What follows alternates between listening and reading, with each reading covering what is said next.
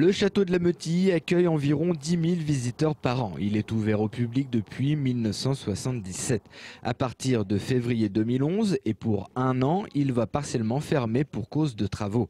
Ce patrimoine au bois du 18e a besoin de faire la mise aux normes de son électricité et de restaurer l'ensemble des huisseries. Ce château est géré et appartient au Centre des monuments nationaux. C'est ce dernier qui a décidé d'engager ce chantier. Le château a été habité jusqu'en 1972 par sa dernière propriétaire, la marquise de Maillet.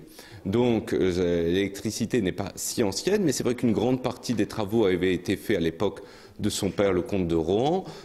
Donc effectivement, il y a une partie qui date et nous avons de nouvelles normes, ce qui est normal, ne serait-ce que pour prémunir le château de l'incendie. C'est l'architecte en chef des monuments historiques qui dirige le projet. Les travaux ne doivent en aucun cas changer les aspects extérieurs et intérieurs du château. Il faut qu'il garde son cachet, son authenticité, comme pour les fenêtres qui certaines datent du 18e. Certaines des fenêtres seront simplement restaurées.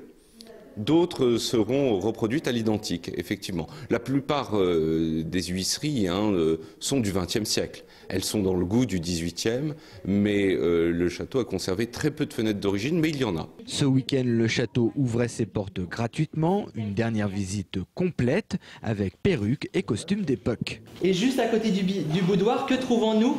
Le salon du billard. Et dans ce billard, on en a gardé une expression. Une expression qu'on utilise toujours aujourd'hui, être un très bon coup. Et oui, quand une dame dit d'un monsieur qu'il est un très bon coup, au XVIIIe siècle, il est un très bon coup de billard. Mais il faut savoir que les dames choisissent également leurs amants parmi les meilleurs joueurs de billard. C'est une représentation d'une époque du XVIIIe et oui, qui est chère à notre département, je pense.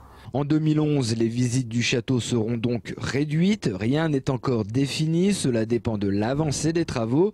Il reste tout de même les 62 hectares du parc à découvrir. De nombreuses visites sont prévues à partir du 7 avril.